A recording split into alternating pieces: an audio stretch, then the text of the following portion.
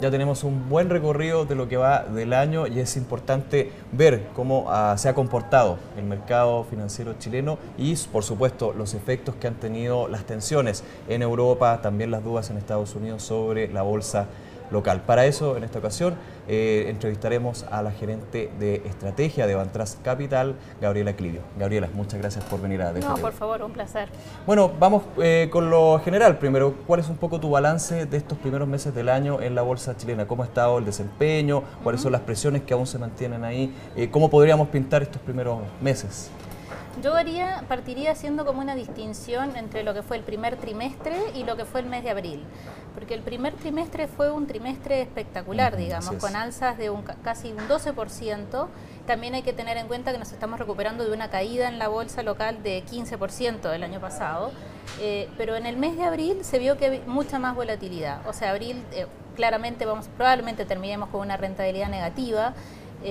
Por eso haría una distinción entre lo que fue un primer trimestre con un febrero creciendo prácticamente al 7% en rentabilidad accionaria y un mes de abril donde volvió un poco la aversión al riesgo, donde hubo mucha más volatilidad. Se acabó el verano. Donde y probablemente también responde a la toma de utilidad de algunos papeles que tenían alzas espectaculares en el primer trimestre. Claro. Eso es importante porque recordemos que al final, de hecho, toda la segunda mitad del año pasado fue bastante complicada. Sí. Europa fue el antagonista aquí del mercado local. Sí. El verano, por supuesto, logró recuperar, pero tenemos este mes de abril. ¿Cómo se proyecta entonces mayo, ya pensando que abril ha sido como que se empiezan a ordenar un poco las piezas, hay toma de utilidades? ¿Cómo podríamos pensar en los próximos meses para el mercado chileno? Yo creo que ahora, en los próximos meses, digamos, o por lo menos para este trimestre, tendríamos que tener una estrategia un poco más defensiva, digamos, estar más posicionado en papeles del sector eléctrico. Ahora, de todas formas, lo que sí hay datos duros de la economía que muestra un bajo desempleo, una proyección de crecimiento para este año que fue revisada al alza de parte del Banco Central, lo cual me muestra que, a pesar de que tenemos que tener una estrategia un poco más defensiva, vale la pena estar posicionado también en sectores cíclicos como puede ser el caso del retail. O sea, tenemos que esperar a averiguar los resultados de las empresas que de alguna forma, apuntalan lo que va a ser algunos papeles, en algunos sectores particularmente, ¿no? Pero tenemos que tener una estrategia un poquito más defensiva con respecto a lo que fue la estrategia más bullish del primer trimestre, básicamente porque también estamos hablando de una bolsa que, a pesar del ajuste del mes de abril, llegó a una rentabilidad de casi el 10%. Así ha logrado recuperarse, pero claramente las presiones no vienen tanto de adentro, sino de afuera. Totalmente. Vamos por ese tema. ¿Cómo está impactando la tensión que día a día vemos en Europa, este contrapeso que significa el mercado estadounidense, pero que también es bastante volátil? ¿Cómo tú ves lo que es el escenario internacional y los efectos en nuestra plaza finalmente? Lo que pasa es que el escenario internacional no es que ha cambiado, lo que ha cambiado dramáticamente en Europa con respecto al año pasado, o con respecto hasta noviembre del año pasado, te diría, es básicamente la disposición del Banco Central Europeo de actuar como prestamista en última instancia, de alguna forma, o de inyectar liquidez, y evitar una crisis bancaria que empeoraría lo que es el escenario recesivo de Europa.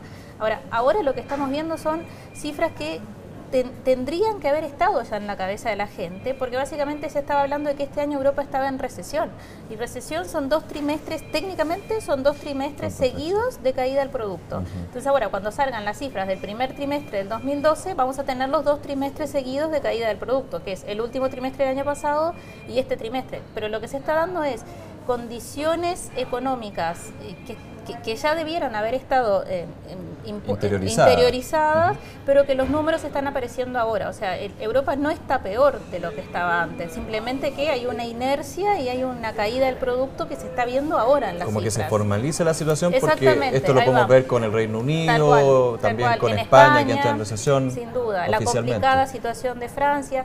Yo creo que lo que ha cambiado, que es lo que puede haber impactado, sobre todo en los primeros días de esta semana, es lo que va a pasar con las elecciones en Francia. Porque claramente, de no ganar Sarkozy se ha mostrado como muy unido a Merkel y en la mantención de la zona euro, en adoptar políticas más austeras. Sin embargo, no está tan claro que Hollande esté dispuesto a hacer exactamente lo mismo. Entonces ahí puede haber un punto de quiebre, y el hecho de que además sería histórico que el presidente en ejercicio no ganara la elección en Francia. Entonces, eso es lo que complicó un poco las primeras jornadas de esta semana. O sea, te diría el lunes, claramente hubo un efecto de ¿qué pasa si no gana Sarkozy? Eso en Europa, Estados Unidos. ¿Qué pasa con el mayor mercado del mundo? También hay una conexión importante con las cifras de desaceleración en China, pero ha servido de contrapeso en los últimos meses, resultados corporativos bastante saludables, muy buenos. ¿Cómo lo ves muy tú buenos. eso? O sea, Estados Unidos yo creo que va a terminar sorprendiéndose. En Estados Unidos se piensa que este año el crecimiento va a estar en torno al 2,3, 2,5. Lo más probable es que esté más cercano al 2,5. El desempleo ha ido cediendo.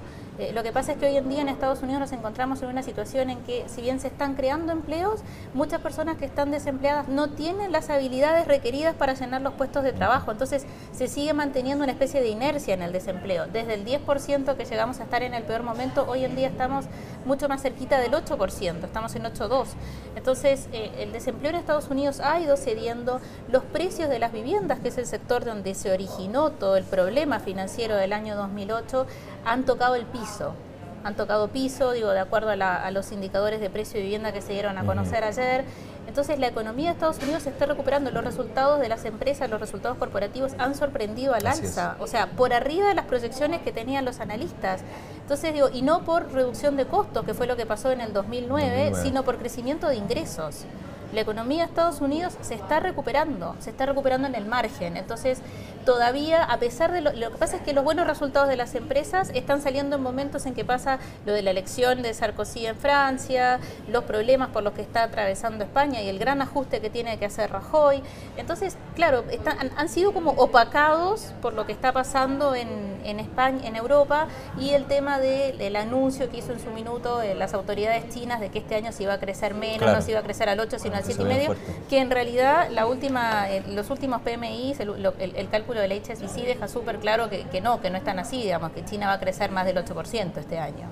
Bueno, Gabriela, distintas fuerzas entonces que van actuando en el mercado, pero volviendo a nuestro plano local, hay que ser defensivos y ver lo que vaya sucediendo, por supuesto, es un poco la recomendación. Sí, sobre todo porque además hay que ver que hay un cambio de expectativas en los agentes económicos, digamos, desde principio de año, donde se pensaba que el Banco Central iba a seguir bajando la tasa de interés, ahora que, dado que el mismo Banco Central ha reconocido presiones inflacionarias más importantes, va a haber un alza de tasa en algún momento.